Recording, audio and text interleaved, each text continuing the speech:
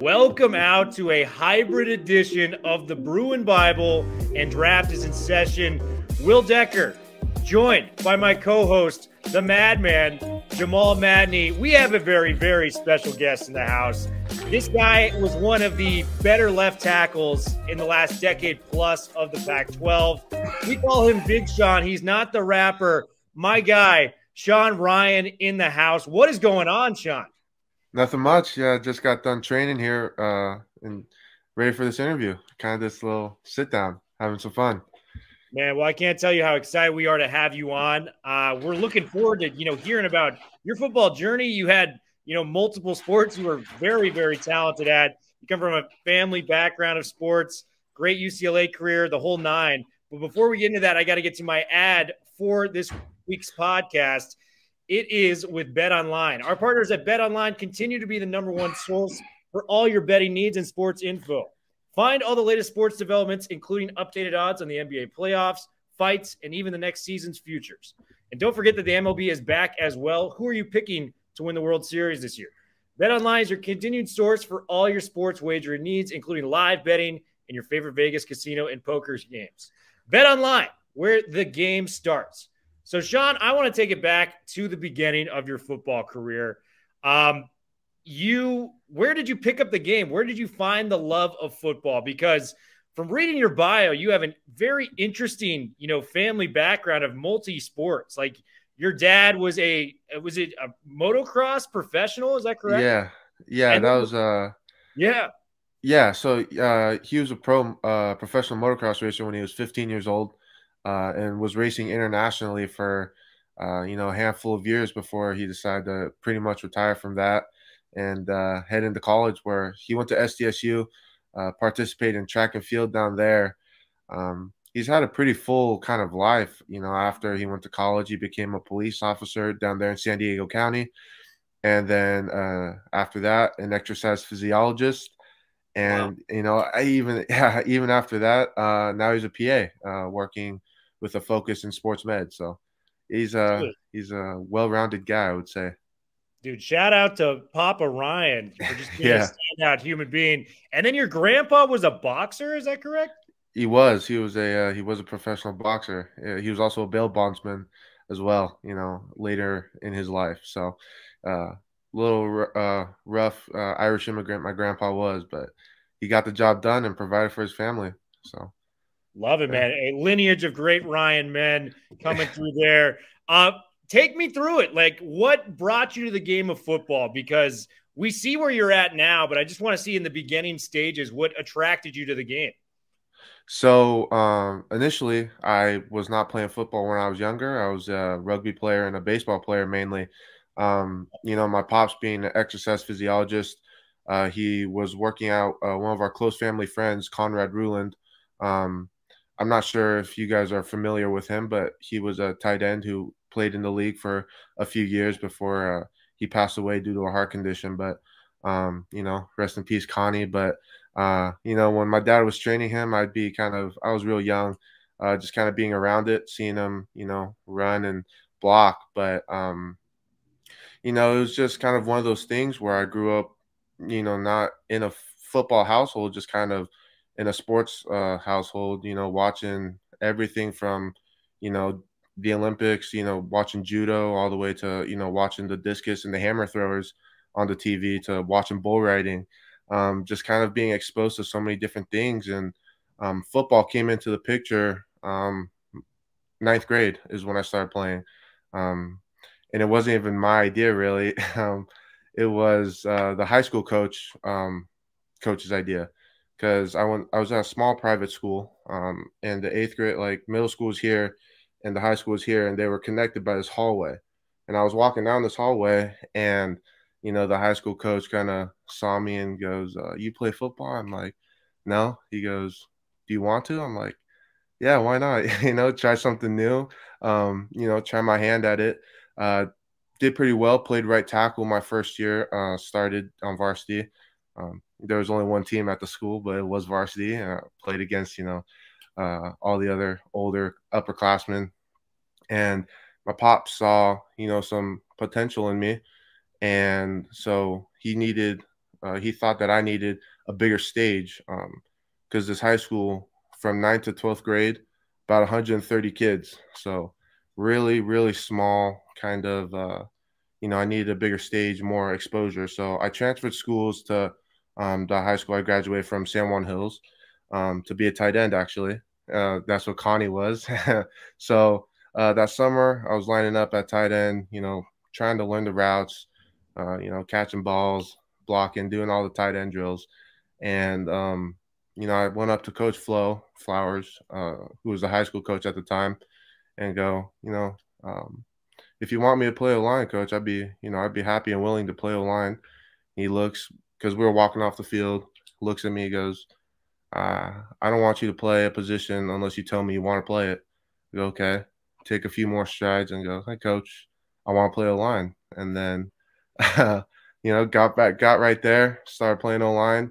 That sophomore year, I had to sit out because of the transfer rules in California. Played 4 games and then received my first verbal scholarship from South Carolina. And then kind of the rest is history, I would say. That's how it's been.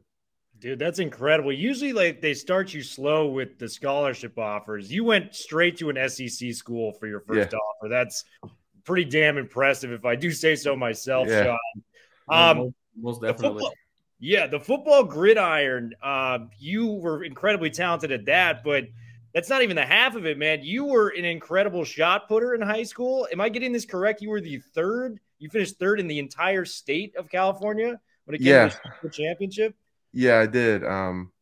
Senior year, went up to Fresno, California, and competed in state. All those guys that were there, I threw against, at different meets around California already. So when we got there, it was just kind of a shootout to see who's gonna, perform the best that day. And I got third place. I guess it's better than than not placing, but it was fun. It was good fun, definitely. And did your dad get you into like track and field with shot putting because he had his career with that as well? Yeah, he kind of I would say so. I watched Warner Gunther, who was I believe he's Swedish or Polish. I'm not sure. A European shot putter who I believe is one of the better athletes that has lived. And I enjoyed watching him move around, and my pops we started throwing the shot put around a little bit, and then I won my first meet, and then I actually won all 3 years. All 3 years I was throwing shot put, I won league, and I won CIF a couple times as well. So it was good. You say that so casually. I mean, you won the state championship in a lot of those areas, man. It's pretty incredible stuff.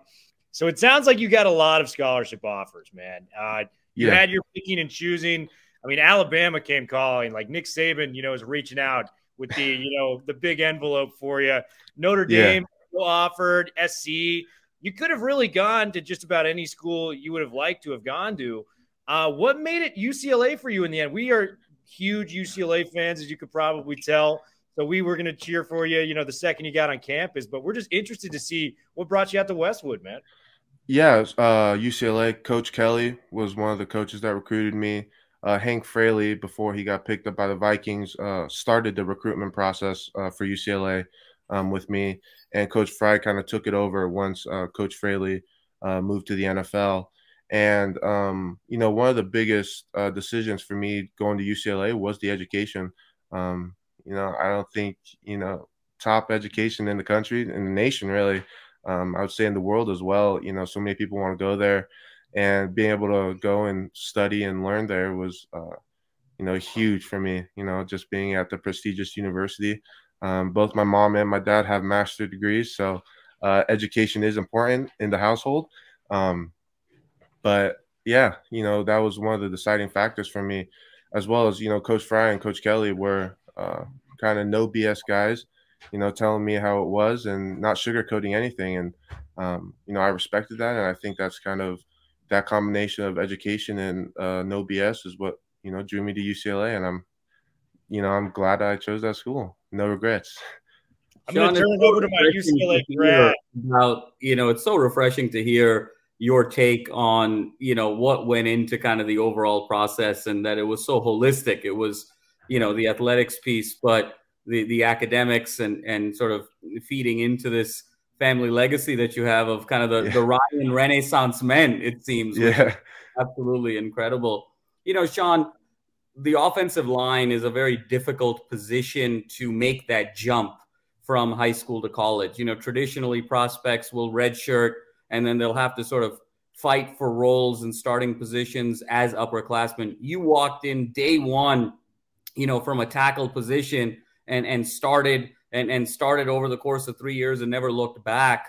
What do you think made you sort of different in terms of your preparation or mentality to just be ready to kind of make that impact from day one at UCLA?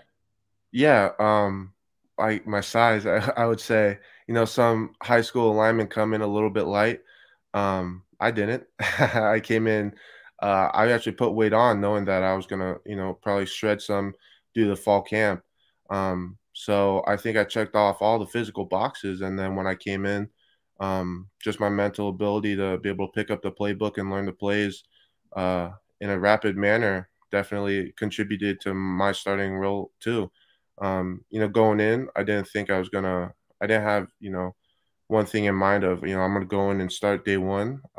My kind of mentality was I'm going to go in and I'm going to be working hard and I'm going to, I'm going to fight. And then sure enough, a little extra studying after practice of the playbook and a little, grind, a little edge to my play got me that starting position. So that was, that's kind of how it worked. So, it's just, it was great. I was blessed to be able to come in with the size and the ability and, I never look back. That's incredible, Sean. And, this year was such a significant year, I think, for UCLA football, as many of the fans and folks connected to the university, that you guys, in many ways, the 21 team has sort of paved the road for, future success and being able to build off of Chip Kelly's system to reach the potential that we all know that it can be.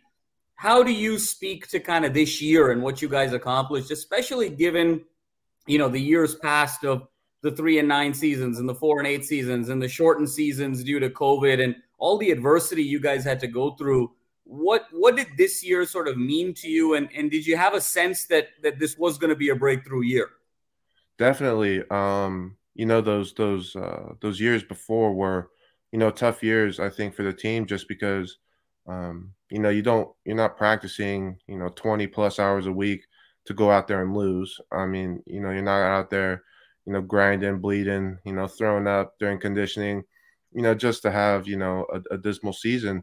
So I think all those seasons kind of created a fire and kind of lit a fire in the team that you saw this past year with us. I think it, with the team experiencing losses in, negative seasons, it created a mindset for us that, we don't like, feeling that and we don't want to feel that ever again. So, because with teams that win a lot, they don't know what it's like to lose and know, that edge of the game isn't over until it's over kind of type of deal. So, those seasons leading up to this past season were, I think, kind of, I guess, trait builders for us, just so that, everyone watches UCLA, everyone watches the whole thing, because, with UCLA, the game isn't over until it's over. And I think just those previous seasons of, feeling bad, we didn't want that again. So we just kind of took it week by week. And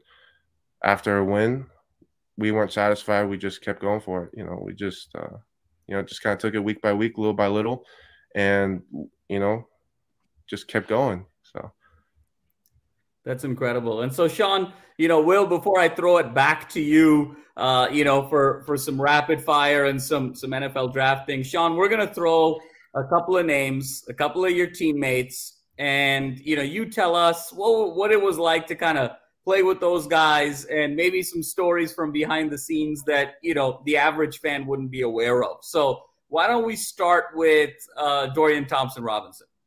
Yeah, DTR smiles. He's a super high energy guy. No matter, the day, what the day, entailed, if it was just a run or a pool day. He was coming, smiling, big old white pearly teeth, just always, out and ready to go. He's a performer, and I love him. He's that was my quarterback. I guess smiles just kind of came around last year. Before every practice, I tell him, hey, let me see that smile a little bit, and then that'll just kind of put him in the right mood, and then he'll say it back to me. I'll smile, and then he knows I'm ready. I know he's ready, and it's time to go out there and grind.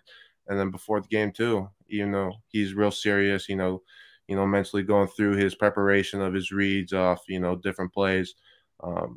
I'd always say, hey, let me see a smile. And then once I saw a smile, I know he was ready to go. And that's just kind of one of those things that, enveloped and developed. And I think it's one of those things that's going to stick with him. What was it like, Sean, blocking for DTR? Someone who was so dynamic, and where if the play went off script, he had this incredible improvisational and explosive ability. What was it like, though, blocking for a quarterback that would go off script? And do you think that ultimately that's helped you in your preparation for the next level? I definitely think it has. With Dorian being so mobile and so athletic, it kind of taught me to, keep blocking until I either see the ball thrown out or I see him running down the field, outrunning, corners. It just kind of, I was just staying on my blocking assignments until I see him running by or I hear him, telling me to go. But I guess, yeah, it's different having a mobile quarterback than a pocket sitting quarterback, just because, the defensive ends play a lot different.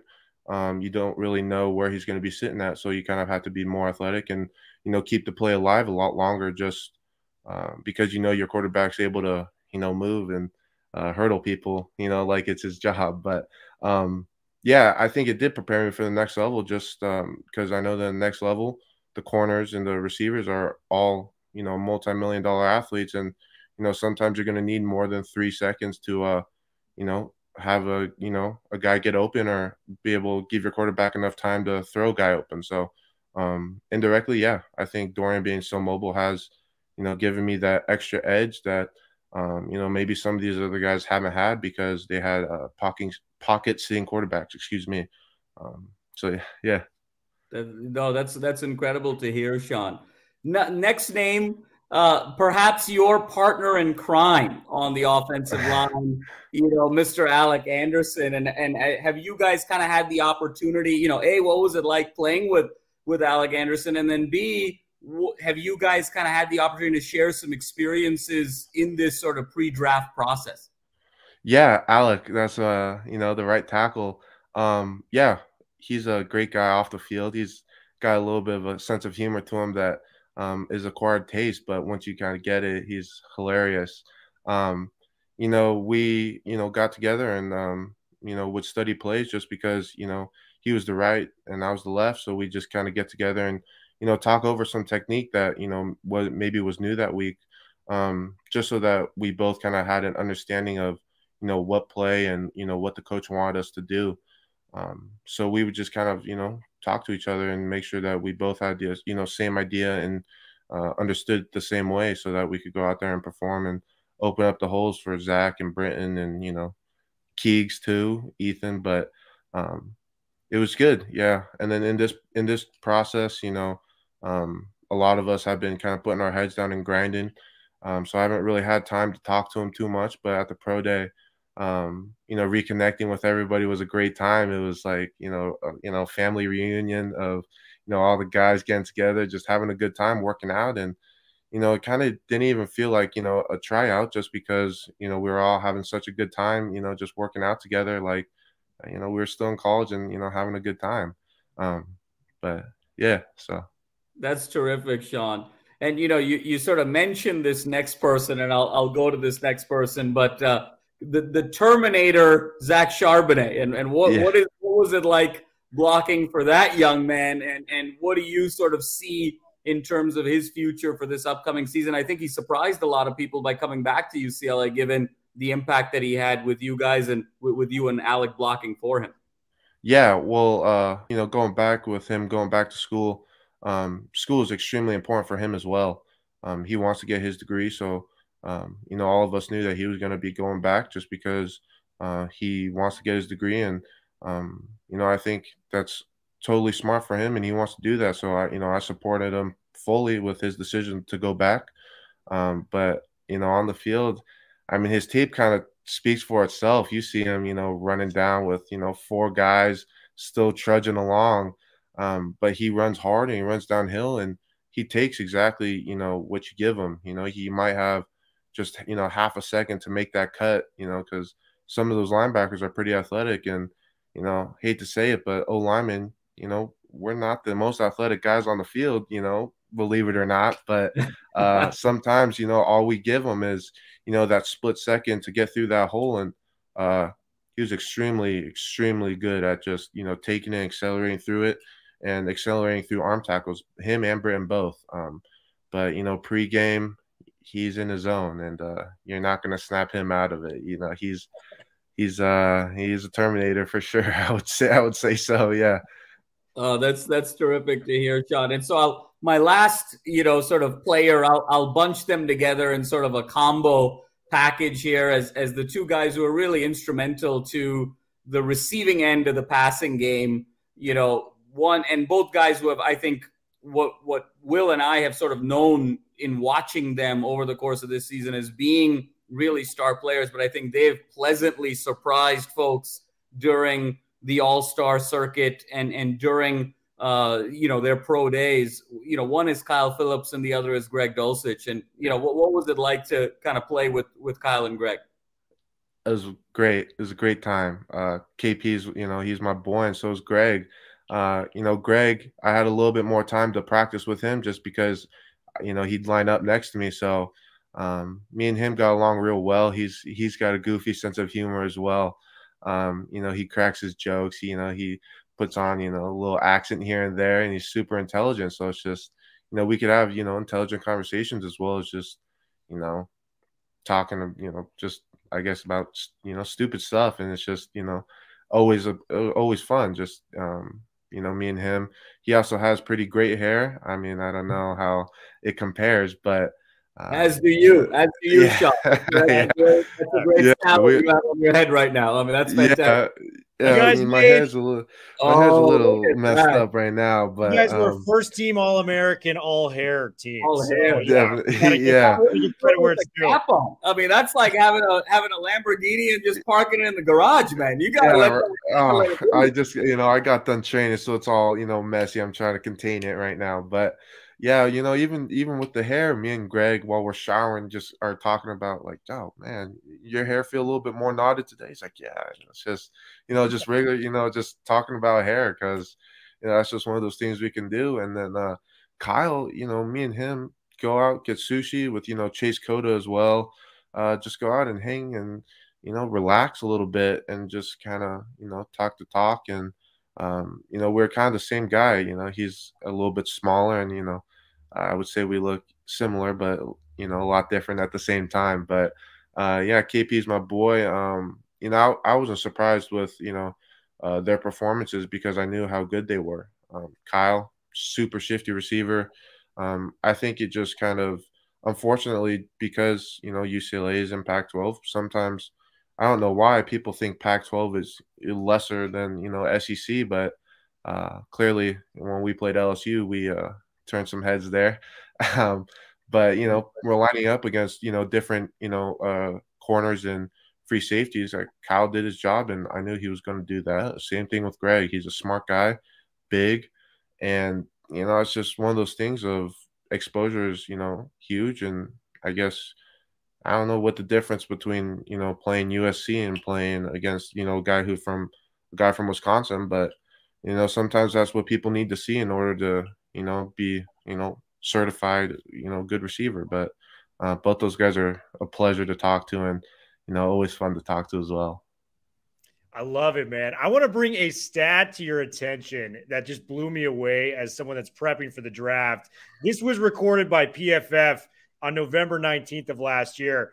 Sean Rhyan is the stat, has only given up 2 sacks on almost 1,100 career pass blocking attempts.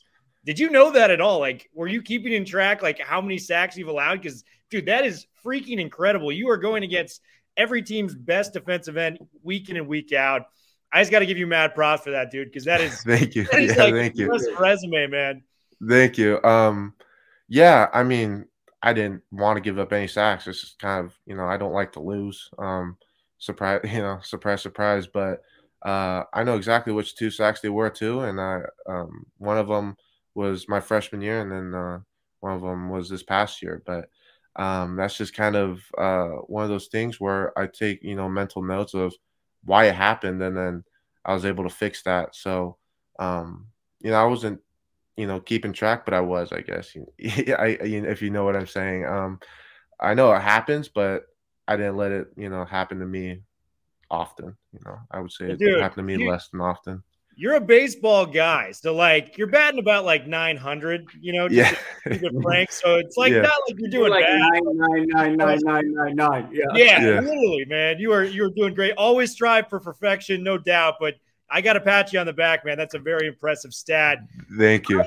I think of you as a left tackle at the next level because I've seen it. You've stepped on campus day one and were dominant, to say the least, at the left tackle position. I know a lot of teams are, thinking about maybe making you a guard.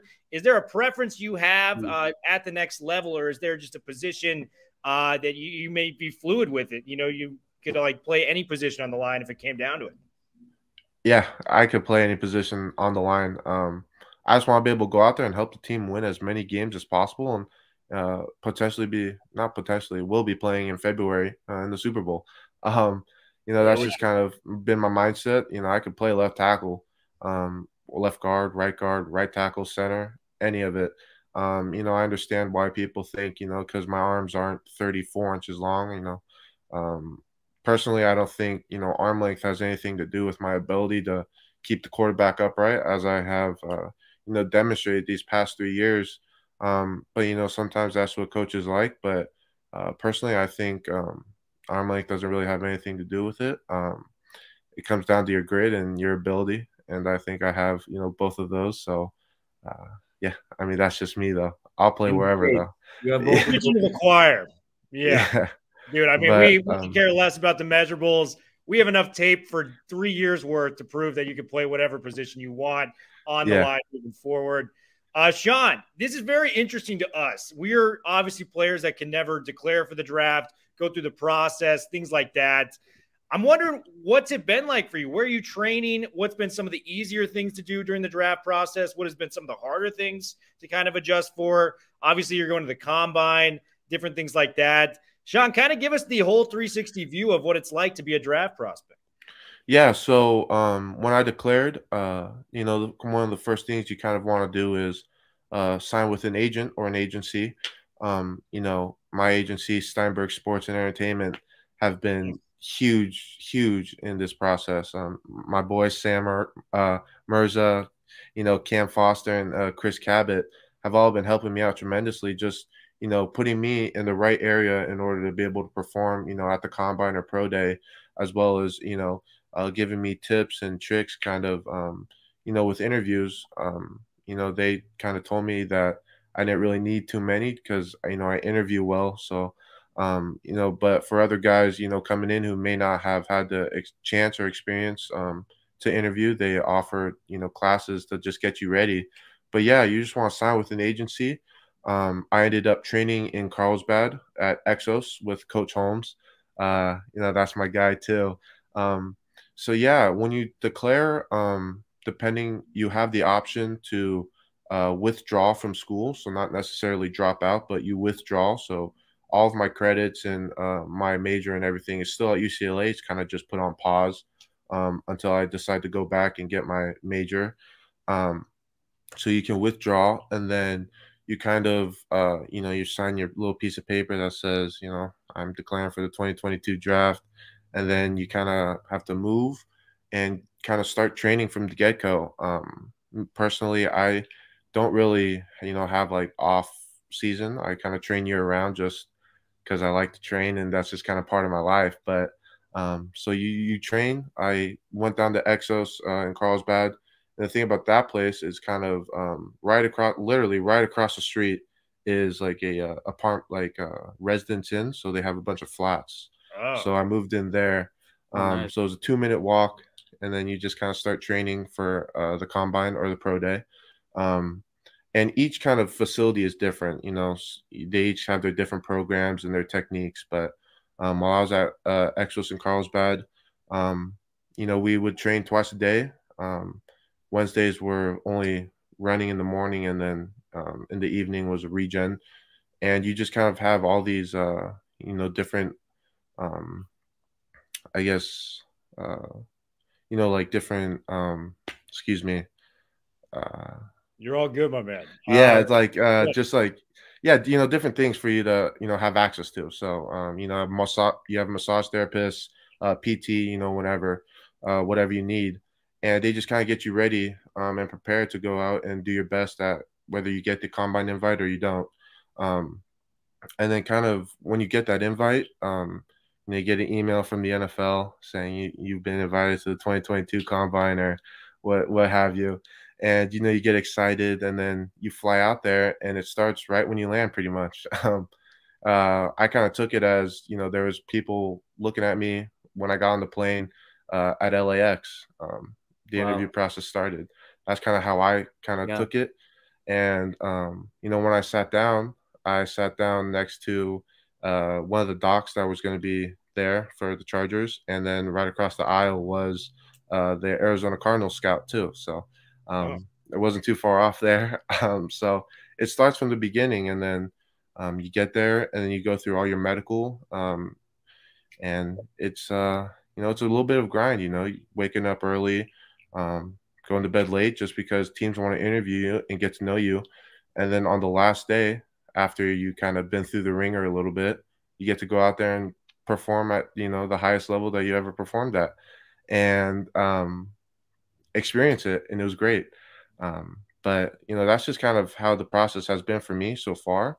What I've noticed has been easier is since I don't have school, it's been easier for me to find extra time for me to regen and kind of stretch and keep my body healthy, and kind of focus more on the task at hand, which is, you know. Yeah, 110% on football now. You know exactly, what I mean? Yeah. Pro football now, you know, it's cool. Right, exactly. So, you know, that's been a little bit easier because UCLA definitely had to study, and but without that now, it's a lot easier to be able to, you know, focus on, you know, football 100%. So.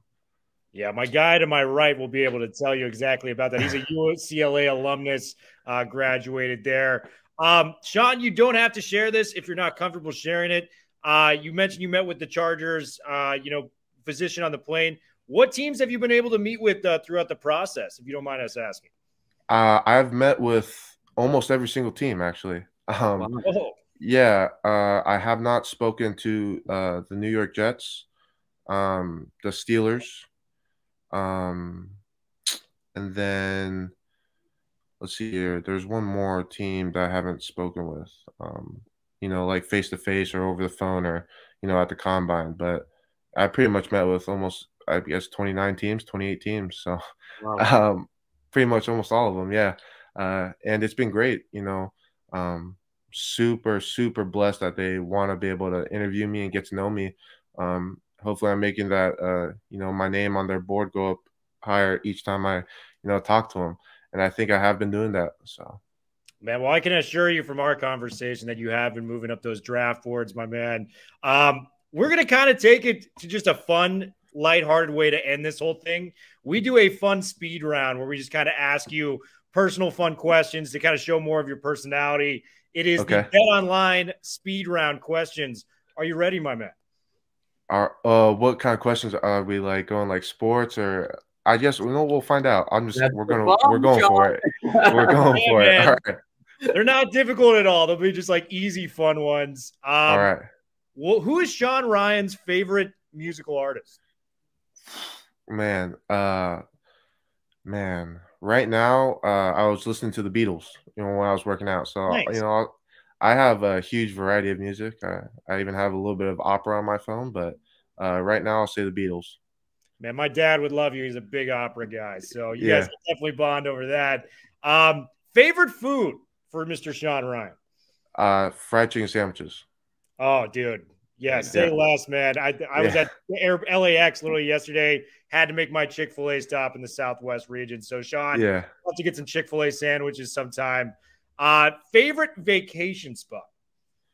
Ooh, I love the beach. Been to Hawaii many times.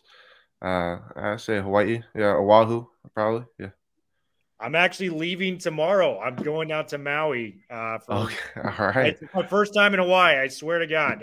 Man, you're gonna love it. You're gonna love it. Yeah, you gotta get poke and get the spicy mayo mix. That's my personal favorite. Poke bowls, dude. I am all in. I'm like looking up the best places to go there. Madman's got a couple questions for you on the speed round as well. All right. Sean, favorite player to model your game after? Joe Thomas. That's a good one. Yeah. Yeah. And then last one, Sean, your favorite UCLA memory. Favorite UCLA memory. There's been quite a bit. I think I might have to say with our last year, 2021 season over USC, I'd say that's a pretty good one. That's the most recent one, and I think that's an exclamation point, kind of. So, no doubt. 62 points hung up in the Coliseum. You can't beat that. Sean, from the Madman and myself, we just want to thank you so much for coming on, dude. This was an absolute blast, and LA Football Network is going to be rooting for you wherever you go, my man. Thank you very much. Thank you guys for having me.